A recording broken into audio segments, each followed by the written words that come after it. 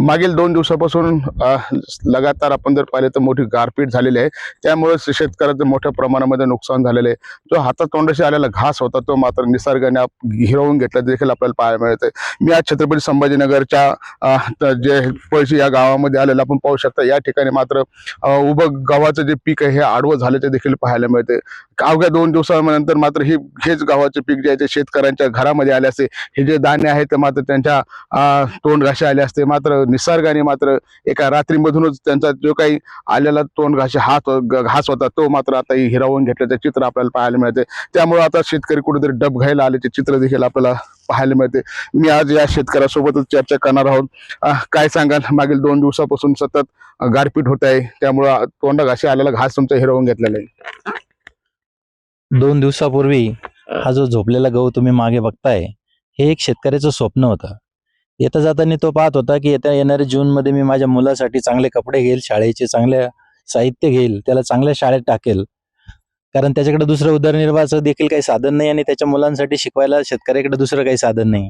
आता हे बघताय, कालच्या 2 दिवसाच्या गारपिटीमुळे, पावसामुळे प्रचंड नुकसान झालेलं आहे। हा गहू आता खायच्या विकायच्या अजिबात कामाचा राहिलेला नाहीये। शेतकऱ्याला प्रश्न पडलाय की आता त्यांनी पुढचा उदरनिर्वाह त्याचा कसा होईल आणि विद्यार्थी त्याच्या मुलाचं शिक्षण कसं होईल, हा एक मोठा प्रश्न आहे। जसं आपण गहू पाहतोय तसंच गव्हाबरोबर कांदे, भाजीपाला, त्याचप्रमाणे कांद्याचं बीजचे जे भिजवायचे जे कांदे असतात, हे अशा प्रचंड नुकसान शेतकऱ्यांचं झालेलं आहे। आता त्याच्याकडे कुठलीही पर्याय व्यवस्था राहिली नाही। काल जे शेतकऱ्यांना शासनाने जी कर्जमाफी दिली त्याच्यामध्ये देखील फक्त पीक कर्जाचा उल्लेख आहे। मध्यम मुदतीचं कर्ज जर शेतकऱ्यांनी शेतीसाठी घेतलं असेल तर ते देखील माफ करायला पाहिजे, ही विनंती मी शासनाला तुमच्या चॅनलच्या माध्यमातून करल। आणि शेतकऱ्यांचं प्रचंड नुकसान झालेलं आहे, त्याची भरपाई शासनाने देण्यात यावी, शासनातर्फे देण्यात यावी, ही देखील विनंती मी त्यांना करेल। नक्कीच शासनाकडे तुम्ही विनंती करताय। काय सांगाल, तुमचा पूर्ण गहू आडवा झालेला आहे, साधारणतः किती खर्च आला होता आणि आता कसं होईल? आता याला 15 ते 20 हजार रुपये खर्च, आणि आता समोर पीक पेरायचं म्हणजे 1 रुपया पण नाही आमच्याकडे आता। आणि नंतरचं हे कांदा 1.5 एकर कांदा आहे, तो बी असा जाणार। पहिला कांदा याच्यात पेरलेला, त्याच्यात रोट्या मारले गेला। आता 1 रुपया तयारी नाही आमची लावायला जमिनीला, 1 रुपया पण नाही आमच्याकडे। शेतकऱ्याकडे आता पैसेच नाही। जो तोंड घाशी आलेला घास होता तोही निसर्गाने हिरावून घेतलाय। पुढचं पीक घ्यायचं कसं, हा प्रश्न उभा राहिलेला आहे। शेतकऱ्याकडं जो खरीप पीक पेरतोय तो त्या खरीप पिकाचं पूर्णपणे जे निघतंय ना, तो पूर्ण रब्बीत टाकतो आणि रब्बीच्या पिकावरच शेतकऱ्यांचा उदरनिर्वाह होत असतो।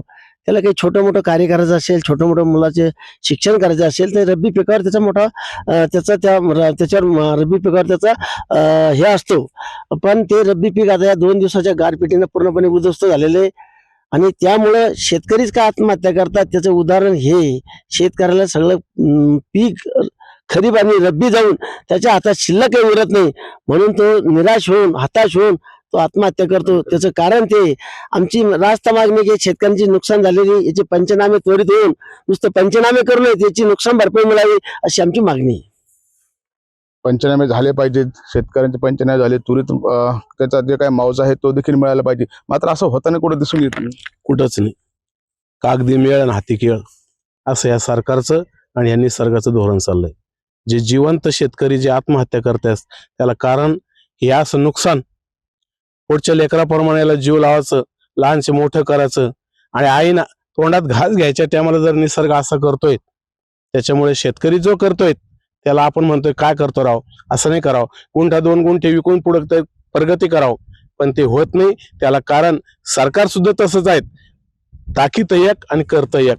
त्याच्यामुळे सरकार तसं, निसर्ग असा, करायचं तरी काय?